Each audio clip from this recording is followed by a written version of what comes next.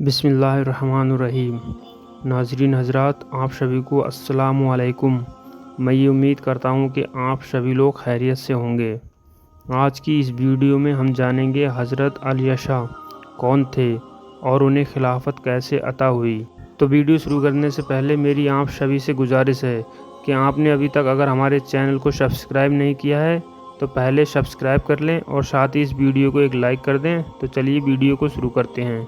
हज़रत अली यशा बनी इसराइल के पैगंबरों में से हैं। आप बड़े ही जलाल और हैबत वाले पैगंबर थे। शुरू में आप खेती करते थे। एक दिन हज़रत इलियास अलैहिस्सलाम को खुदा का हुक्म आया कि तुम अपनी खिलाफत हज़रत अली यशा को सौंप दो। हज़रत इलियास अलैहिस्सलाम उनके पास गए और अपनी मुबारक चादर उन पर डाली। उसका एक अजीब असर ज़ाहिर हुआ। हज़रत अली यशा खेती बाड़ी छोड़कर हज़रत इलियास अलैहिस्सलाम की खिदमत में दिन रात रहने लगे। हज़रत इलियास अलैहिस्सलाम के गायब होने के बाद बनी इसराइल की हिफाजत की जिम्मेदारी आप पर आई। आप लोगों को तौरात पढ़कर सुनाते और उन्हें हज़रत मूसा की शरीयत सिखाते। दिन को आप रोज़े रखते और रात को नमाज में खड़े रहते थे। खुदा ने आपको बहुत से मोज़िज़े दिए। एक बार कौम ने पानी खारा होने की शिकायत की। आपने थोड़ा सा नमक पानी में डाला और फरमाया मीठा हो जा। पानी मीठा हो गया। एक बार एक औरत ने अपने कर्जदार होने की शिकायत की और कहा मेरा शौहर कैद है और बच्चे बहुत से हैं। हज़रत ने फरमाया कि तेरे घर में कुछ हो तो ले आ। उसने कहा एक बर्तन में घी है, उसके सिवा और कुछ मेरे पास नहीं है।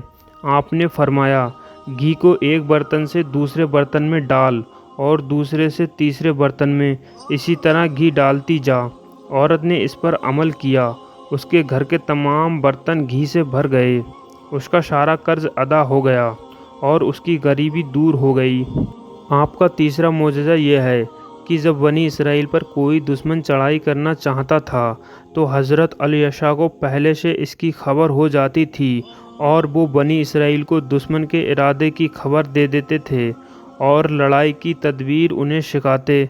यही वजह कि बनी इसराइल को हमेशा फतह होती थी। आपसे चौथा मोजज़ा ये ज़ाहिर हुआ कि एक बार दमिश्क का बादशाह कोढ़ के रोग से गिरफ़्तार हुआ। बादशाह ने बनी इसराइल के हाकिम के पास अपना आदमी भेजा कि एक अच्छा तबीब मेरे इलाज के लिए भेजो। उस हाकिम ने हज़रत अली यशा से इसके बारे में कहा। आपने फरमाया कि बादशाह से कहो कि पानी की नहर में नहाए, इससे उसका मर्ज़ दूर हो जाएगा।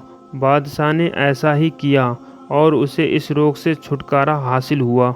उस बादशाह ने खुश होकर कीमती लिबास और धन दौलत आपकी खिदमत में भेजे।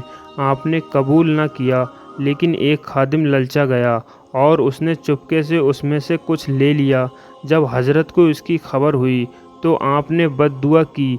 उस खादिम को वही रोग हो गया जो बादशाह को था।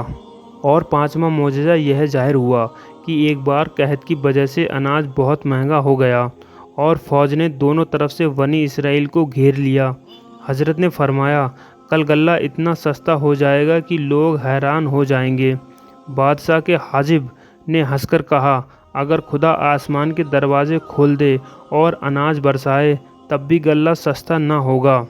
आपने फरमाया गल्ला तो सस्ता होगा और तू देखेगा भी, मगर तू उसमें से न खा सकेगा। अचानक रात के वक्त दुश्मनों के लश्कर में घोड़ों की आवाज़ और हथियारों की झंझनाहट सुनाई दी। दुश्मनों के दिल में खौफ समा गया। वे मैदान छोड़कर भाग निकले। दुश्मनों के गल्ले पर बनी इसराइल का कब्जा हो गया और नौबत यहाँ तक पहुँची कि गल्ले की तरफ कोई ध्यान भी न देता था। उस शख्स को बनी इसराइल ने, जिसने हज़रत अली यशा की हंसी उड़ाई थी, बड़ी जिल्लत से हलाक कर दिया। हज़रत अली यशा से बहुत से मोजज़े ज़ाहिर हुए।